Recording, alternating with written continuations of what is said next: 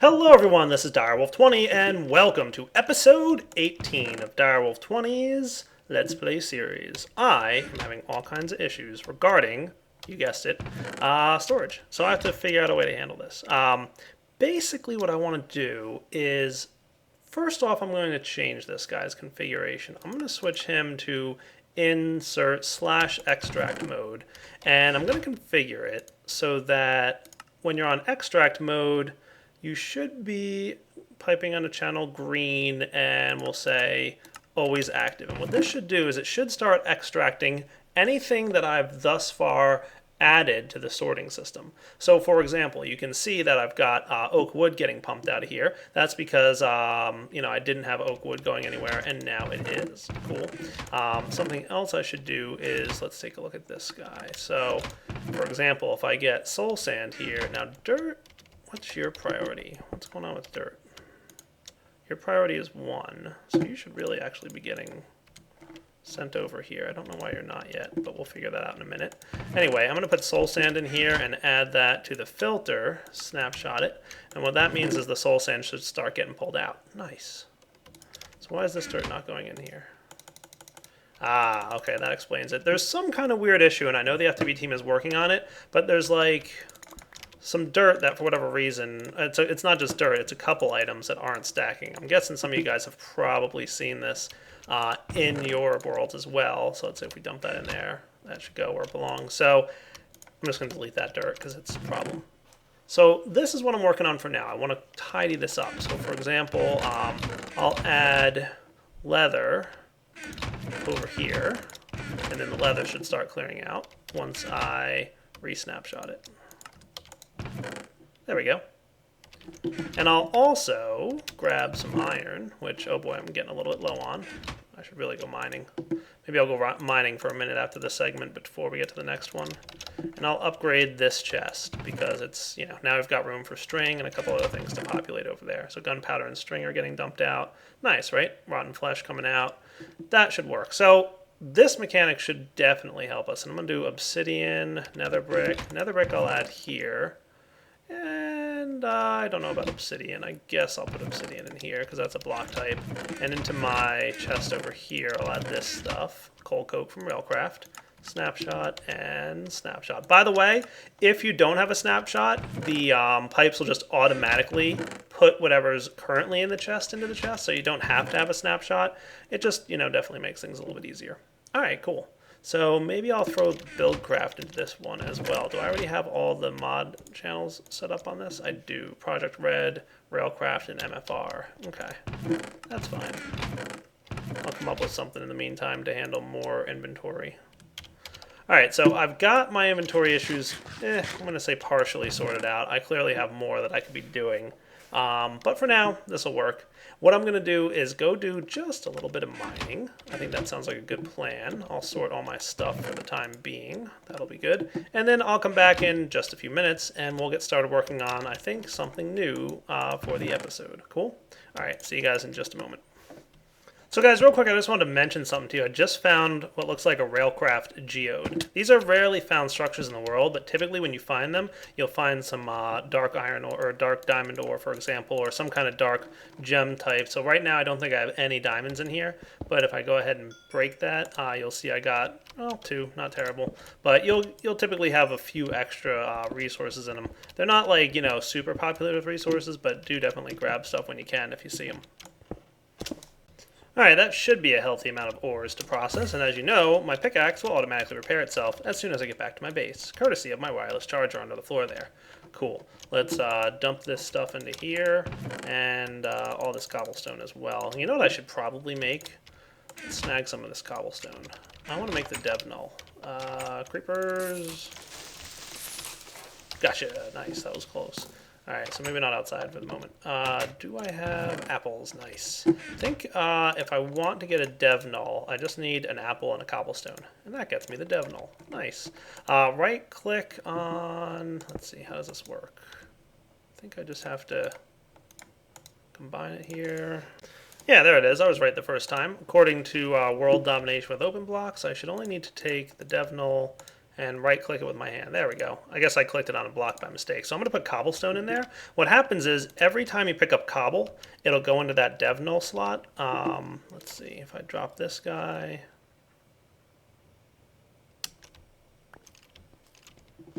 Yes, it should go in there up to a stack of 64. And then any further cobble that we pick up should automatically get discarded. There we go. See? No cobble pickup. It actually probably is going into here first. So let's get rid of these guys. That's what's happening. So get rid of these backpacks. And in the dev null, I'm going to take this out of here. I'm just going to have one cobble in. So when I pick up cobble, for example, there we go. See how some went into the dev null? Nice. So if I drop all the rest of this cobble, and this will only work with the item that's currently in there. So it's basically like a trash can that you can carry around with you at all times. Cool. Everything's gone. So it deleted all the extra cobble. You can also right-click to place cobble, and then when you pick it up, it'll go back in there. So long story short, it's like a built-in trash can. It'll always keep, like, you know, one stack at a time or so. Just a nifty little thing to hang on to so that as you go mining, for example, if I was downstairs mining, and picked up a bunch of cobblestone, notice that it just like doesn't go anywhere. Like the cobblestone's automatically just deleted from my inventory. Anything else will of course land in my inventory, but any cobblestone will automatically get deleted. So that's the dev null from OpenBlocks. Pretty nifty little tool. Definitely worth using once you get to the stage where I'm at, where I have tons of cobble. Like I'm pretty sure I have a barrel's worth of cobble. Yeah, almost a barrel's worth. And, you know, more cobble than I know what to do with. And, of course, I could always just have, like, a cobble gen if I really needed more of it. Which, you know what? At some point, I probably will want a lot of it. But not right now. For now, it's just wasting inventory space. Alright guys, I think it's time to start working on some progression for a new mod in the series. And the mod that I want to work on next is going to open up a lot of really cool toys, gadgets, and abilities that we can use to further our careers in this Minecraft world that we're working on. The mod that I'm talking about is none other than Blood Magic. That's right. I'm going to get ready to make a Blood Magic altar. So Blood Magic is a nifty mod, and the first thing you need to do to get started is make this guy, a Blood Altar. He's going to be used to get our career started. So Blood Magic is a mod that's all about taking life essence, typically out of monsters or animals or something, and converting it into a usable form of magical energy. So that life essence is going to basically fuel our career in Blood Magic. It's going to be a lot of fun because there's a lot of cool stuff you can do with it. Now, to get started, we're going to have to pick out a place to start doing this magic at, and I was thinking maybe off on this side. I'm not 100% sure about this plan, but I might wind up with some of the buildings kind of on the right side of my building here, so I've already got the Botania room over here. Maybe this will be my blood magic area, and maybe I'll have a Thaumcraft area, and maybe even a couple other magical-based areas, generally in this area, and then any buildings that required for technical style mods might go over here. I haven't entirely decided if that's the case yet, but I'm not going to entirely separate like every mod gets its own building. Clearly I'm not doing that with things like Ender.io and my base here, but any mod that really, you know, I could kind of keep everything together for, like Botania and like Blood Magic, I'm going to try and do that. So I guess the first thing I'm going to want to do is clear out some of this terrain. Yeah, that's what I'm talking about. You can't really go wrong with this one. See what I mean? Yeah. Nice. Looking good, right? We'll get a few things here, tidy up. I wouldn't mind flattening this place out. It's a bit of a mess, though. Maybe I could get something from Buildcraft to help me out, and then we'll get started with our blood altar. So, let's put away all this junk that I just collected. You can stay with me, though. No, you stay with me. Thank you. And let's get ourselves a filler. So a filler requires a couple ink sacs, which I may or may not have, some yellow dyes, some gold gears, a chest, and a crafting table. Do I have ink sacs? I apparently do not. All right, off to hunt some squid, and then I'll be back. Alright guys, first thing you're going to need to get yourself are some landmarks. You're going to need at least one just to craft the filler, and then you're going to want at least 3 or 4 for later uses anyway, so you might as well get them while you're there. And I should have everything I need to craft a filler now. Hooray! Let's go outside and start filling. Alright then, let's give this a try. So in order for this to work, you simply need to place down a landmark. And then you're going to need a way to map out where you want everything to kind of coordinate to. So let's do this. Oh, I always forget this. And I always yell at myself for forgetting this too. I think I want this to be here. You'll notice that as I apply a redstone signal to this landmark, it's going to shoot out lasers in many directions. I'm going to hope that I remember the correct way this works, and I'm going to place landmark here, and then I'm going to place a landmark over here. Let's see. I guess, I don't know if landmarks will stick. No. So we're going to have to do that, and that should be good. We'll try this for now and see how well it works out. When I remove the redstone signal and right-click to the landmark, it'll kind of set the zone that you've mapped out to correspond to the filler. So that's what we want to do next. We want to place down our filler, which will cause your landmarks to pop off, so go run around and collect them real quick. Thank you.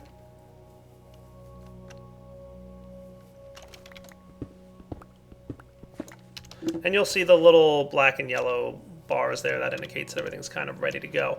Inside the landmark, we're going to define what kind of pattern we want to go with. So we can flatten, we can frame, we can horizon, we can pyramid, all kinds of cool stuff. I'm going to go with flatten.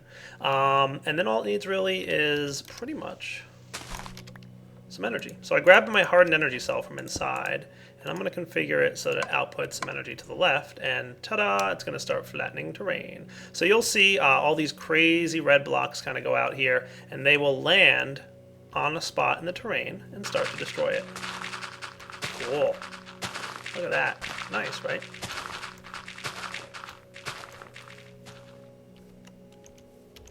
Pretty neat. And it'll work its way from the bottom up. So what we should see here, cool. Working. So this is the part that I always forget, is whether when I run flatten mode, if I want it to be at the level where I want the terrain to be flattened to, or one below. So now I think it'll be alright with water.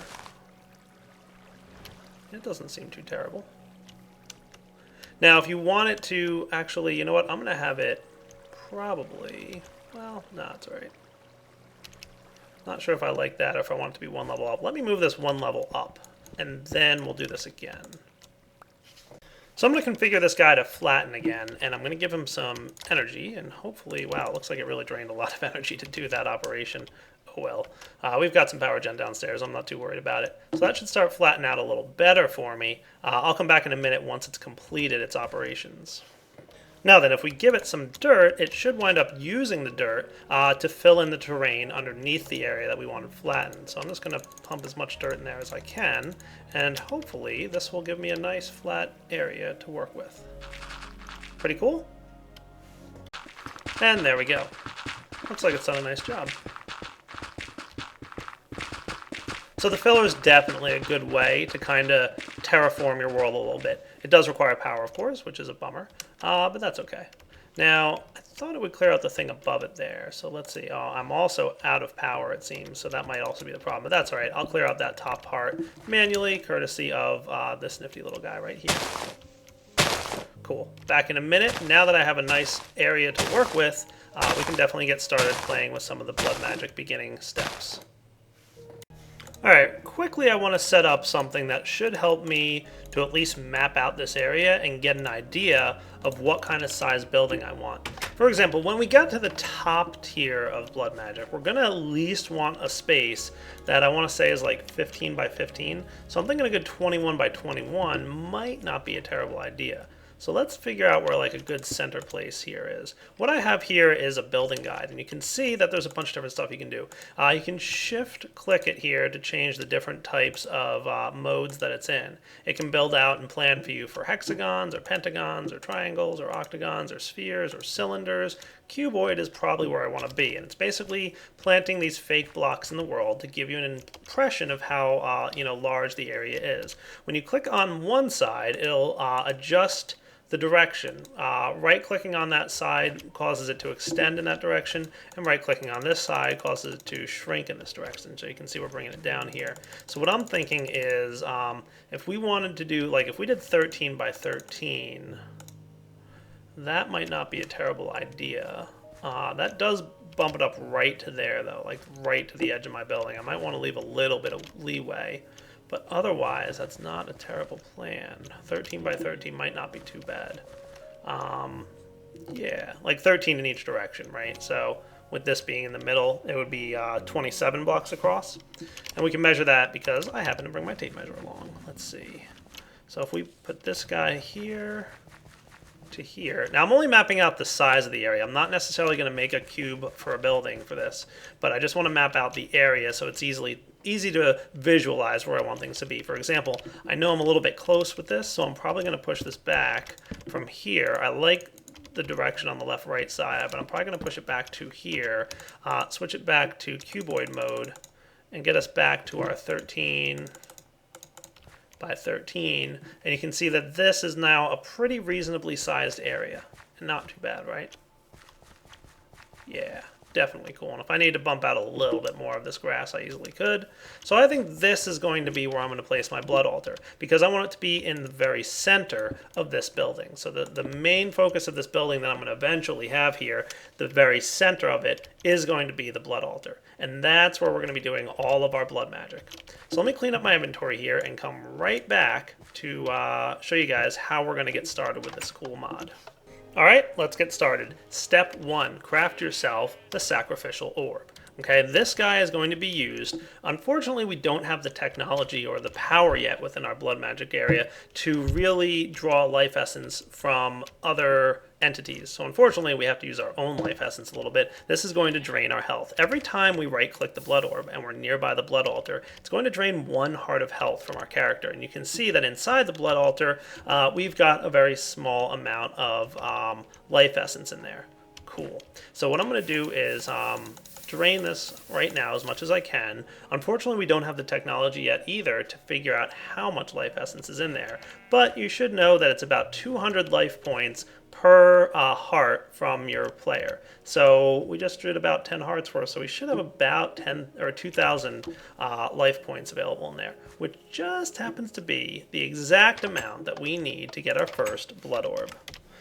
So blood orbs come in 5 varieties, up to several realms there. The first one in a tier 1 blood altar, which is what we currently have, for 2,000 life points, which is hopefully also what we currently have, we can convert a diamond into a blood orb. So let's go do it. It's actually a pretty nifty crafting mechanic. What we need to do is infuse this diamond with all the magical energy that we just created by draining our own life. So if I right-click this, it's going to start infusing this diamond with the life points that are currently stored in the blood altar. Cool. So let's see what happens. After a few seconds, the life points should finish pouring into the diamond, and we should get our first blood orb. Luckily, my health is regenerating a little bit here, so that's pretty good. It's a reason I wanted to make sure I had a good food supply before I started on blood magic, right? So this thing should be almost done, but we ran out of blood, so maybe we were a little bit shy. So I'm just going to drain a little bit more off my character and fill up this altar, and hopefully now we should have enough. Let's see what happens. Okay, I think we're about finished here with this blood orb, right? Let's go, guys. There it is. Nice. Cool. So right-click with an empty hand to get your blood orb out. Hooray! So the weak blood orb has very basic functionality. First off, you can right-click it to, number one, bind it to yourself. So that's the first thing you should do anytime you get almost anything from Blood Magic is right-click it once, and it'll make sure that the current owner is bound to whichever player right-clicked it. You'll also notice that it took a little bit of life out of my character whenever I do that, and I'm going to show you why. The first thing that we're going to make with this is something to help us out. It's called a sigil, and it's going to allow us to figure out what's going on in our entire area. You can see that it requires some kind of blood orb, and the weak one is going to work just fine. We're also going to need a blank slate, which is 1,000 life points in a tier 1 blood altar, and all we need is a little bit of stone. Luckily, I've got some of that handy.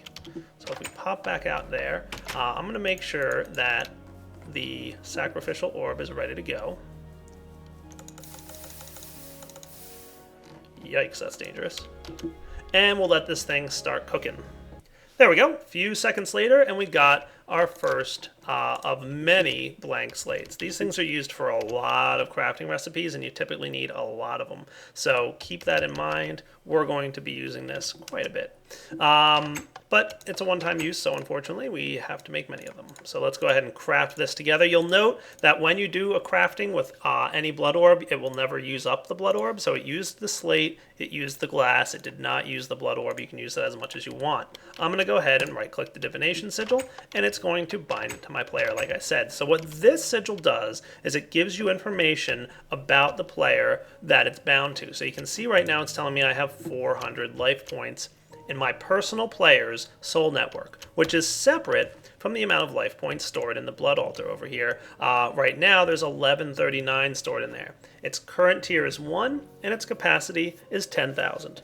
So what that means is every time we right-click the sacrificial orb, it'll start adding more life points. Like I said, 200 at a time into the blood altar. Okay.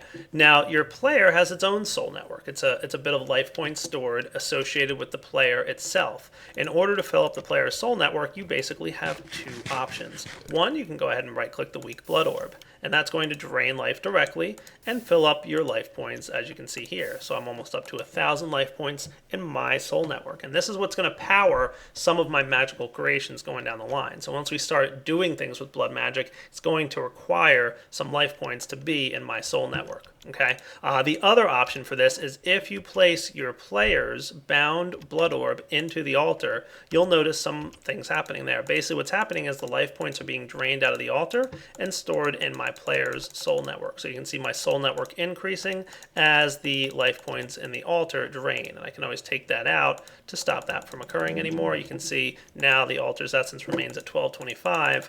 My player's life points remain at 1514. Cool, right? So long story short, we've given ourselves the basic foundation of some really cool, nifty, magical stuff. I like it. However, one of the first things we're going to want to do is probably upgrade the altar. And for that, we're going to need a ritual stone, which is a pretty complicated process. Actually, no, we don't want a ritual stone. What we probably want to get, ritual stones I think can be used later down the line. But what we want to do is get a blood rune.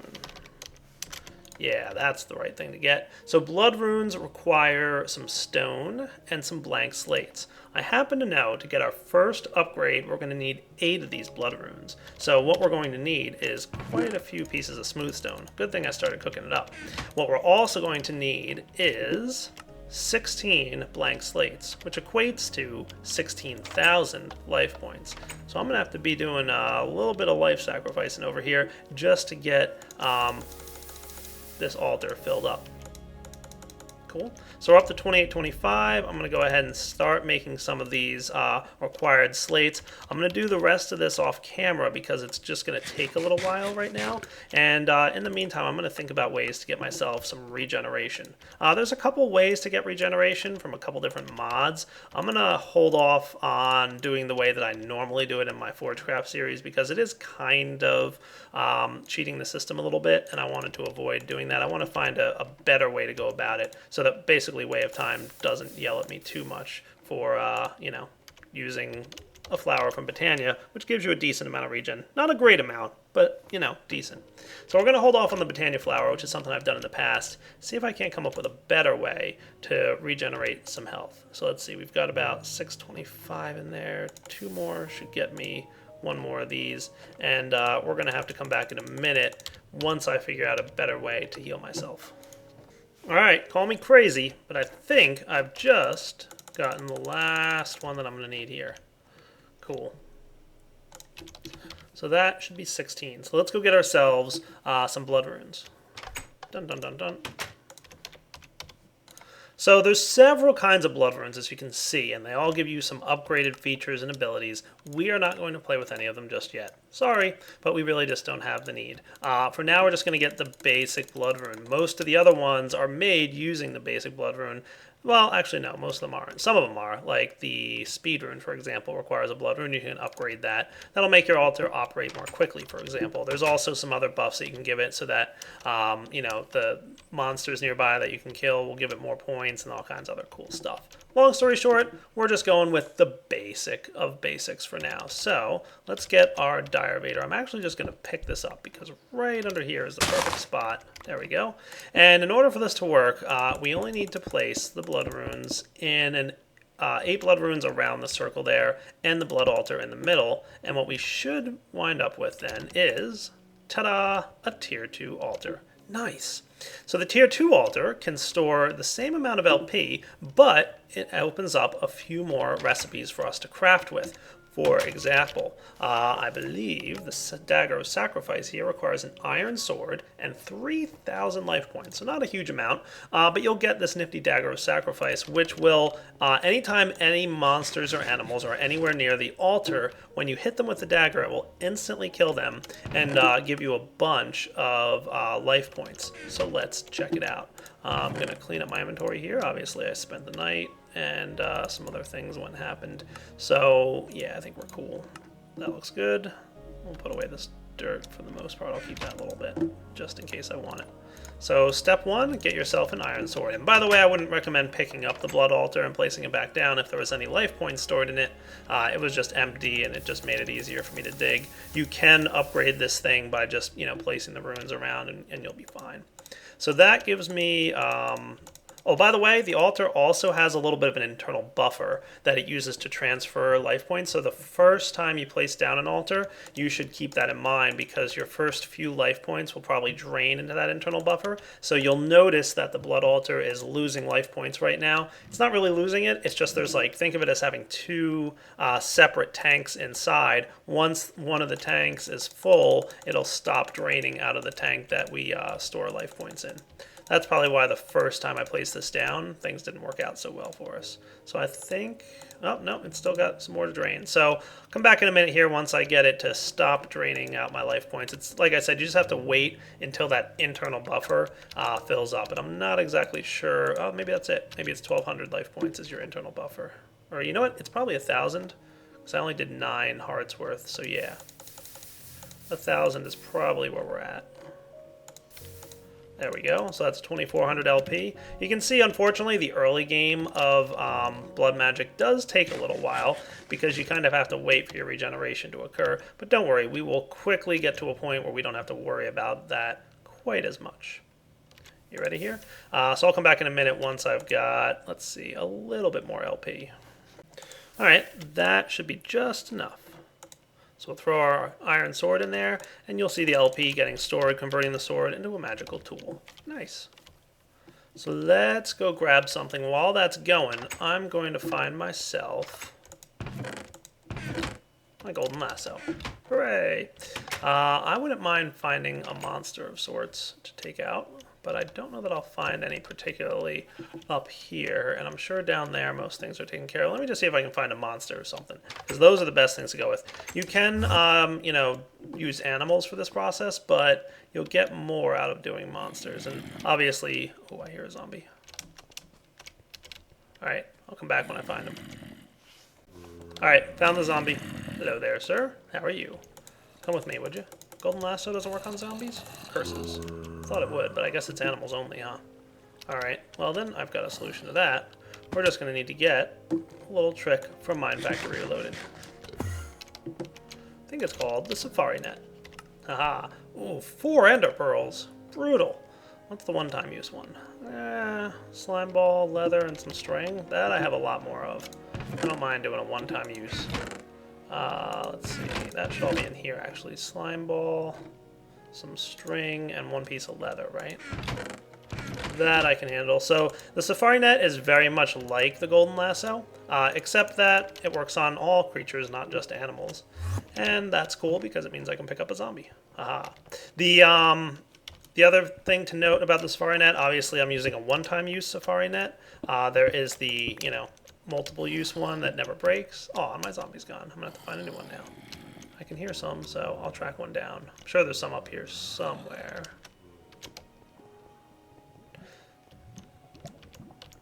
Come on, zombies, where are y'all hiding at?